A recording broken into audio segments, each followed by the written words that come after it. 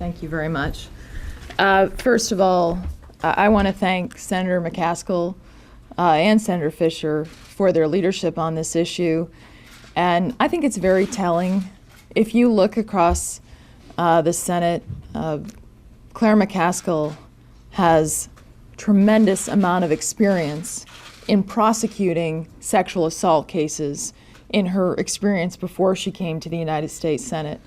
And I was a murder prosecutor, and so I've prosecuted those types of cases, and I've also was Attorney General of our state and worked with our Coalition Against Domestic and Sexual Violence, so I've had the opportunity to work with victims of sexual assault, but I really believe firmly that the experience that Claire brings to this is very important experience of not only best practices in the civilian sector, but the reason that I know that she and Senator Fischer and I are supporting the proposal that we are supporting is because it is about making sure that victims of crime get the support that they deserve so that they know they can come forward, that they will be fully supported, that they will be treated with dignity and respect, and that the perpetrators who commit these crimes in our military will be held fully accountable.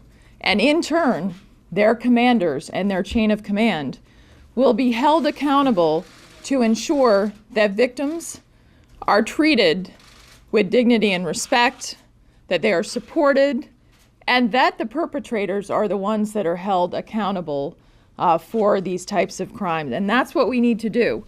Our goal is to not only ensure accountability, ensure that victims are treated well, but also ensure that the commanders are focused on preventing these types of crimes and establishing a climate within their unit to ensure that this doesn't happen in their unit and that they will have full accountability for this. And that's at the heart of why I'm supporting the many proposals that we have put together here, which are unprecedented in terms of supporting victims. The Special Victims Council that Senator McCaskill described, that is unprecedented because often in the civilian sector, victims are assigned an advocate, but that person doesn't have to be a lawyer. That person doesn't necessarily have standing. So this issue of having a victims council is going to be a very important support structure. But I want to talk about two other provisions that are in our proposal that I think are equally important. Senator McCaskill talked about the fact that retaliation will now be a crime under the Military Code of Justice. In turn, our legislation includes a provision that allows sexual assault victims to challenge their discharge or separation from service if they believe that they've been wrongfully separated or mistreated or discharged from the military because they were a victim of sexual assault. We have created a confidential process that will enable a victim of sexual assault who was subsequently discharged to challenge the terms or characterization of his or her discharge in order to take a retrospective look at possible instances of retaliation.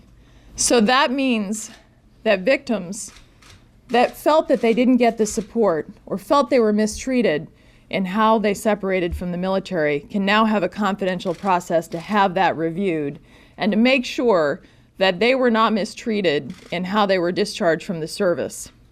In addition to that, we have put in our proposal what I think is a very important provision as well that will bring much greater accountability for commanders than taking the decision of whether or not to bring the charge outside the chain of command.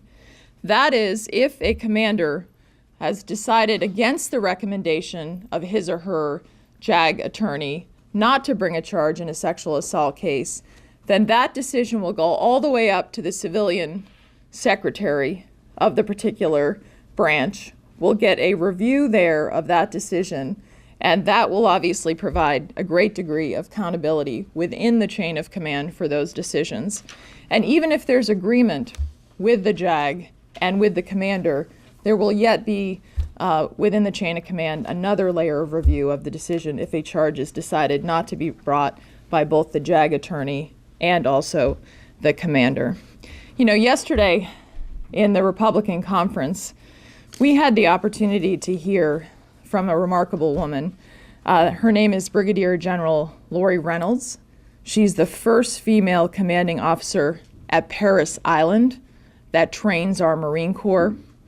And she spoke to us about this issue and what is happening within the Marine Corps about this issue and the focus and refocusing and making sure that victims are supported. But we asked her about the chain of command issue. And I thought what she said was very important. She said, hold us accountable as commanders. And she has commanded at many levels, including service in Iraq. And don't make me, as a commander, a bystander on this very important question of whether or not to bring the charge, because I don't want to be a bystander. I want, when the victim comes to me as a decision maker, not to tell him or her that I'm a bystander, but that I got this for you, that I'm accountable. And if we take this out of the chain of command, then where will that level of accountability be? And if you are a commander under our proposal, you are more accountable for the climate within your unit. You are more accountable for those decisions that you make, whether or not to bring a charge when a sexual assault victim, after the investigation is conducted independently, to look that sexual assault victim, who's also a member of your unit, in the eye, instead of saying, no, I've just got to turf that over to the lawyers over here. And we will not let this issue go. The legislation that is passed is very important. It's unprecedented, as Senator McCaskill has said. But I can assure you, the three of us here on the Armed Services Committee, we will be following up on the progress of what our military leaders are doing and not letting this issue go. And we will be looking to hold commanders more accountable for their decisions on how they treat sexual assault victims, not less accountable.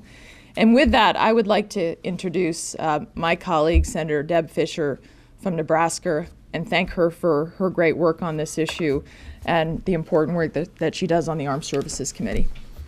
Thank you.